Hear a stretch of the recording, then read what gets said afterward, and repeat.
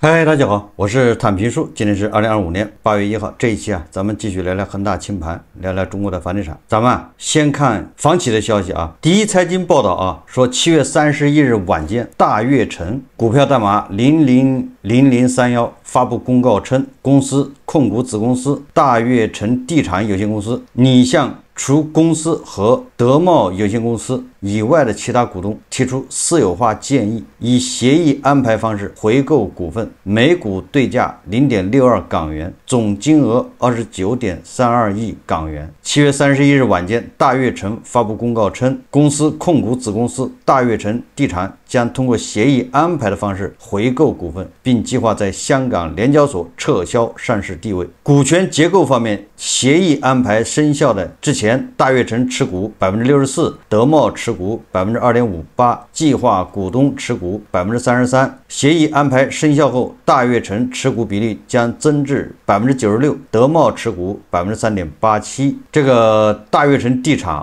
目前股价是0.37港元，市值52.7亿港元，也就是大悦城地产退市私有化，总共将近30亿港元，就是大悦城要掏这么多钱出来，给那些公众股的股东把他们的股票买过来，这样就是他的股东就变成两家，一个是大悦城，一个是德茂。我记得这个大悦城应该是中粮旗下的，也就是它应该是央企我没记错的话，这个怎么说呢，也算是负责任吧，对吧？现在地产什么行情自己退市算了，对这个公众股股东也有个交代。不管什么原因至少说明这个房地产这一块基本上看不到什么前景如果说房地产还有很好的机会，像很多专家或者是中介说的那样，那作为央企大悦城它没必要退市对吧？它可以坚持到春天来临我们再看网上有这个媒体报道说这个恒大汽车又按下暂停键。就在昨日7月31号深夜说这家深陷债务泥潭的新能源汽车车企突然发布公告，将原定7月30日寄发通函的截止日期直接推迟到8月29号，这已经是今年第2次放鸽子，剧情比迷雾剧场的悬疑片还烧脑。说这份通函可不是普通文件，它牵扯到一系列复杂到人头秃的关联交易，比如应收贷款、绿化工程服务，还有新能源汽车的采购销售，甚至包括将2家子公司全部股权打包卖给中国恒大旗下的安心控股。这一波操作，投资人看了直呼麻了，耐心直接见底。现在的恒大汽车简直是玩极限求生。说来说去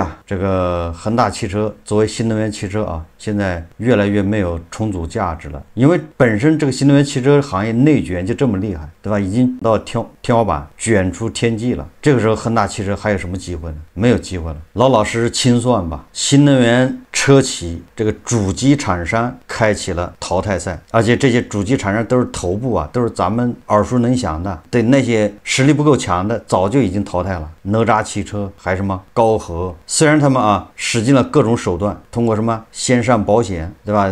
让下面的公司去过户上保险，然后来夸大它的这个销售额即便这样都活不下去也就卷成这样了。那你说恒大汽车还有什么价值？我们再看看万科万科跟子公司两人开始顶仗了因为两个都是上市公司。7月30号，万物云空间科技服务有限公司，这是在香港上市的02602发布公告说，宣布与控股股东万科企业股份有限公司及其关联方签订债务清偿协议，涉及总代价约2.57亿元。根据协议，万科将以转让物业或车位的方式结清其对万物云的部分到期债务。此次交易涉及到全国多个城市的商品房、商铺及车位，部分物业尚处于开发建设阶段。与此同时，万物云还宣布收购万科旗下杭州2家公司的100%股权，初始对价合计约9824万元。交易完成后，2家公司将成为万物云的全资附属公司。公告显示此次收购的代价将用于抵偿万科及其关联方对万物云贸易应收款及其他往来金额。什么意思呢？我给大家解释一下啊，就万物云呢是万科的儿子，这个父子俩之间有欠账，也就是万科啊借了儿子的钱，现在还不起了，要钱是没有的，那就拿东西给他顶账。万科把他全国到处这个他自己持有的这个商铺啊或者车位啊都顶给这个万物云，你那个2.57亿啊贷款就顶账吧，然后把公司的股权对吧？他有2个子公司股权顶将近1个亿啊，也顶给这个万物云。这个做法是可以的啊，如果是这2个公司啊，它不是上市公司，如果是私人公司啊，那就完全可以这么干，没毛病。问题是什么呢？问题万科是公众公司，而且它还是国企控股了。万物云它也是公众公司，对吧？一个在香港上市的，一个是在香港和内地2地上市的，它都是公众公司。那么公众公司像这种顶账，那就非常麻烦了，涉及到关联交易。也就是说，你万科你要对你的这个中小股东负责任，万物云呢也一样，你要对你的中小股东，就是公众股东啊负责任。你这个交易公平不公平，对吧？万科欠你2.5亿，你顶回来这东西值不值2.5亿？你凭什么说它值2.5亿？因为毕竟不是现金嘛，对吧？那资产是还要评估啊，还值不值钱呢？现在车位房价都在跌啊，对吧？今年顶2.5亿，你拿到手之后，明年就变成2个亿了。那对这个万物云来说，对万物云的这个公众股东来说，你拿回来现金是最好的，对吧？要那些资产干啥？拿回来贬值啊！所以你看啊，因为涉及到公众股东，他们利益是不一样的，所以说这种交易啊，就涉及到关联交易。这个关联交易就比较复杂。说这个什么意思呢？也就是说，明明是关联交易这么复杂，万科和这万物云之间还有交易呢，说明万科真的是走投无路啊，没辙了。那万物云呢，好歹啊能弄回来车位，弄回来商铺，好歹是有东西回来啊，别到时候啥都没有了。这个反映的啊，也是楼市低迷，不得已而为之。这个房地产低迷啊，导致的房地产上下游企业行业都非常困难啊，尤其是这个家居家装行业，对吧？最近这1个月啊，是接二连三的出事。今天晚上啊，有一封叫居然之家这个老板啊，创始人汪林鹏他的绝笔信，他不是前几天坠楼了吗？但是这个是网传的，他的绝笔信啊，不一定是真的。我们看看啊，这个网传的这个绝笔信，他写的是什么东西？或许能让我们知道一些这个就是家装这个行业或者是房地产这个行业的一些困境。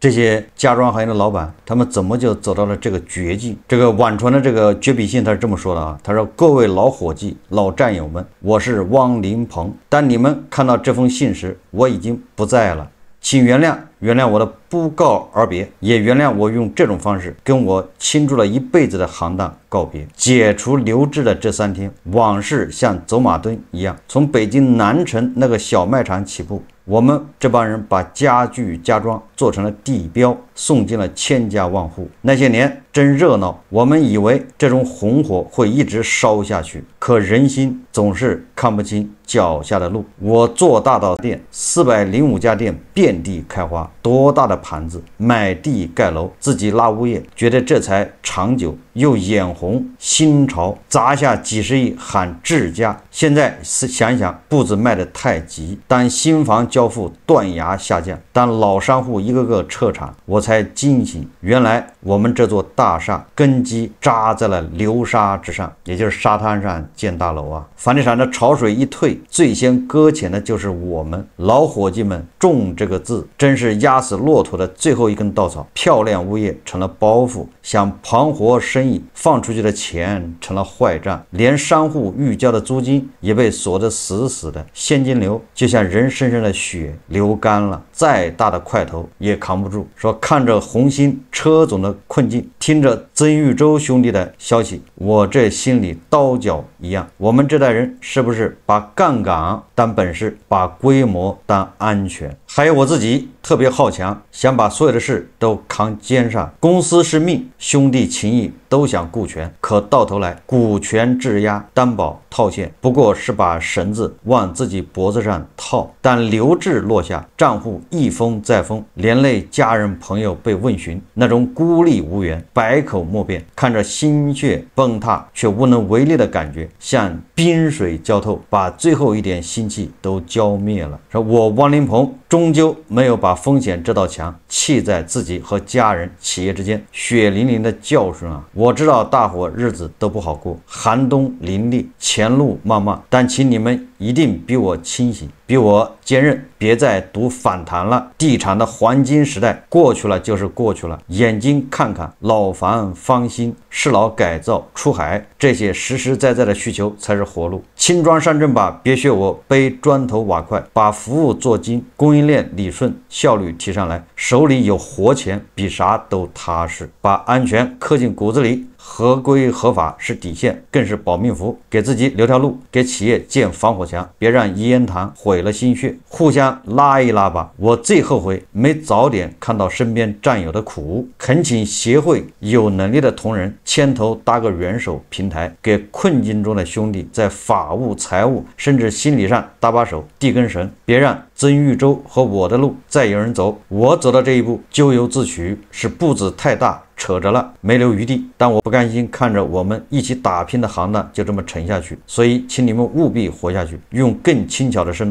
段，更清醒的头脑，更敬畏规则的心活下去。如果真有春暖花开那天，庆功宴上替老汪倒杯酒，洒向大地，这个我们深爱并奋斗过的行业，敬那些倒在黎明前的兄弟，然后擦擦汗，咬咬牙往前走，把活下去当最高智慧，把守底线刻进骨子里。拜托了，这个汪林鹏绝笔，2025年7月27日夜。这个再重申一下，不知道真假，但是他这写的啊，这个情真意切。房地产上下游，它就是这么个现状，对吧？把杠杆当本事，把规模当安全，大而不能倒，对吧？杠杆当本事就是高杠杆、高周转，8个缸5个盖子，只要我捂得快，你们就看不出来。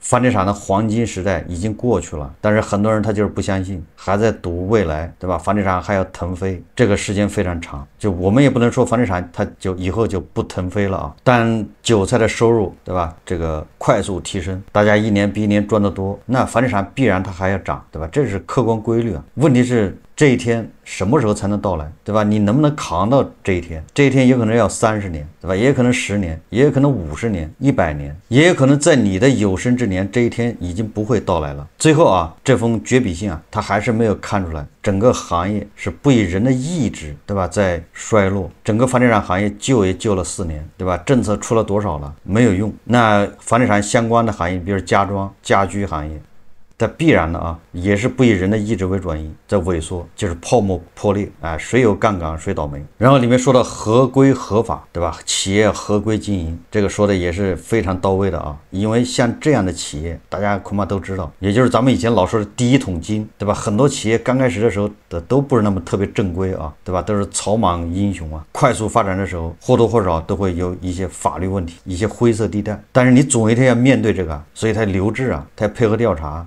只要这个楼市啊继续这么低迷下去，房地产行业继续低迷下去，像汪林鹏这样的人呢会越来越多啊，被逼啊走上绝路。按他自己说的啊，股权质押担保套现，不过是把绳子往自己脖子上套。7月31号啊，中指研究院发布数据显示啊，2025年1到7月 Top 100房企销售总额20730亿元，同比下降13.3%，降幅较1到6月扩大1.5个百分点。7月单月 Top 100房企销售额同样回调，同比下降18%。这是第一财经报道啊，这是不是符合咱们的判断？7月份是加速下跌啊，对吧？ Top 100房企7月份的销售额同比下降18%，比1到6月这个下跌的幅度啊扩大1.5个百分点，就是到了7月它加速是下滑啊。刚才说的是前100名的房企啊，那么前10名的房企呢？2025年1到7月 Top 10房企销售额均值为1010亿元，较上年下降13.6%。Top 11到 Top 30房企销售额均值256亿元，较上年下降15%。也就是不同层面的这个房企，大房企、小房企跟去年比都是下降2位数以上。这么看的话，很有可能8月份啊，或者最晚9月份，就像去年9月份一样嘛，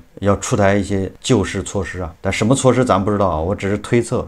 大家想一下，去年9月份为什么会出台那个力度非常大的救市措施啊？就因为7月份、8月份降得太厉害了。问题是去年7月份、8月份下降好厉害，非常厉害。今年在去年的基础上还要大幅下降，这什么概念啊？对吧？去年本来就是7月份下降的厉害，7月份的基数低啊，那你今年按道理来说下降少一点才对啊，降无可降嘛。结果今年同比啊下降10几。这个科尔瑞地产研究初步统计数据显示，百强房企7月实现销售操盘金额2116亿元，同比下降24%，跟去年比下降24%啊，创去年9月以来最大跌幅。环比则大幅下滑36%，就比6月份呢下滑了38%呀。此前统计局数据显示，6月新房价格出现8个月以来最大跌幅。那7月份比6月份环比还下降38%，什么概念？本来6月份就很够惨的了，7月份在6月份基础上还下滑38%，去年7月份也够惨的了，今年在去年同比啊下滑24%，这一切都说明啊，去年9月推出一揽子刺激措施，这个效果已经消失了。咱们在节目一直说啊，你所有的刺激啊，无非就是提前割韭菜。你现在所有的出台的措施，无非就是本来我是明年买房的，我一看你这政策不错，我着急，我现在就买了，无非就是这么一个。那我现在买了，我明年我就不买了，所以你到了明年，本来我明年买的，所以你明年你把明年的这个韭菜今年割了，明年没得割了，所以明年这数字你就暴跌，就这么简单啊。所以你看啊，这个整个7月崩盘式下跌啊，无论是中指研究院的数字还是科尔瑞的啊，都是崩盘式下跌。我们再看看啊，这个商办对吧？这个刚才说的是住宅，这个时尚商业杂志啊，这个新浪财经报道啊，说上海恒隆广场上半年租户销售额大跌8%。恒隆集团有限公司与恒隆地产有限公司联合发布2025年中期业绩，面对复杂的内地及香港零售环境，两家公司均录得收入与利润下滑，租赁业务表现亦受到冲击。在收入结构上，物业销售成为主要拖累。报告期内，恒隆集团来自物业销售的收入仅为1.61亿港元，同比锐减87%，其中内地销售收入仅录得1000万港元，同比大跌60%。这个内地商场租金收入约24亿人民币，同比持平，就跟去年比啊。办公楼租金收入6.38亿，同比下降4%。住宅及服务式寓所租金收入则大跌26%。也就是恒隆啊，在这个内地的啊商场租金，它还跟去年比它没有降，但是办公楼是降了4%，写字楼啊，住宅服务那是下跌26%。上海恒隆广场租出率达98%，但高端消费趋于谨慎，导致租户销售额下降8%，也就是租了恒隆广场的这些啊租户上半年居然销售额是下滑8%。这是上海啊无锡恒隆广场，虽然租户销售额减少4%，但租金收入逆势增长8%。昆明恒隆广场租金收入上涨7%，租户销售额小幅下降1%。值得注意的是，天津、武汉与沈阳3地商场收入均同比下滑，尤其是武汉和沈阳商场收入降幅高达36%和37%，两者商场出租率也为集团最低，均低于90%。咱们通过恒隆公布的这个财报啊，咱们就知道现在内地咱们商场是什么个情况。上海5000万的房子，对吧？日光给人感觉上海的这个消费还是很旺盛的，上海人还是有钱呢，有钱人多嘛，对吧？20万一平的房子都抢啊。但是你看啊，恒隆广场上半年销售额下降8%。我们再看啊，这个摩根士丹利啊，它7月25号有个研报。它研报主要说什么呢？说中国酒店业迎来最差暑假。往年暑假这个旅游行业还酒店业都还不差，都算是旺季嘛。但是今年完了，说旺季不旺，量价齐跌，用这8个字形容今年暑假酒店行业的市场情况再合适不过了。旺季周期也大幅缩短，传统暑期旺季从2个月缩水至1.5个月。2025年7月中旬已出现订单断崖式下跌，部分城市酒店预订量甚至低于平时周末。高考结束后的首批旅客返程后，市场迅速冷却，家庭出游比率显著减少。摩根士丹利最新的研报数据显示，中国酒店这个收入，就是每间房的收入啊，在今年暑期第一周，就是6月29号到7月5号，同比下降8%，其中入住率下滑为主要影响因素。而从酒店从业者了解到，暑假第一周是居然目前最好的一周，多地酒店房价同比下跌20%到30%，浙江等区域的每房收入跌幅达15%到25%，其中高端酒店冲击更大，三亚、莫干山等5星级酒店均价同比下跌12%到18%，部分节假日价格低于2022年的水平。传统旅游城市杭州、成都、三亚及2、3线城市普遍低迷，江西、河北等地酒店空置率同比上升10%。说事实上，不仅暑假，今年上半年酒店业的整体状况都不容乐观。今年一季度全国酒店每房收入同比下降了5%，二季度五一假期短暂回暖后又遭到禁酒令冲击，这种萎靡之势一直延续到暑假。我记得对吧？咱们以前说经济复苏对吧？旅游业先复苏对吧？说经济不错，那个媒体就盯着什么五一11黄金周或者暑期，高铁又用了多少人对吧？民航飞机有多少出行人次，各个景区人山人海，以此来说明咱们这个经济很有活力，这个旅游先恢复嘛。这回好了，旅游也没得说了，还有哪个行业？在应该是3年前淄博烧烤火的时候，咱们说叫消费降级了，很多人还接受不了，认为这是小题大做，唱空。现在不是消费降级，现在是消费熄火，各行各业消费降级什么意思呢？也就是说咱们追求极致的性价比，你便宜我还愿意多吃2口，对吧？只要你服务好一点，我还愿意去，对吧？这个消费消失不消费什么意思？你再便宜我都不要，我就是不买，我不花钱，对吧？大家不约而同的把钱往银行存，就是不花。但没钱的他更不花了，你指望他贷款花，他不干；有钱的他也不花，他把钱往银行存，消费消失了。现在就是这么一个局面一切不必要的开支都省了，对吧？如果我不需要这东西，你卖的再便宜我也不会买。现在这么一个情况这就是通缩好，这期节目我们就聊到这里，感谢大家收看。如果喜欢我的节目，欢迎订阅转发，也可以在下方留言评论，谢谢大家。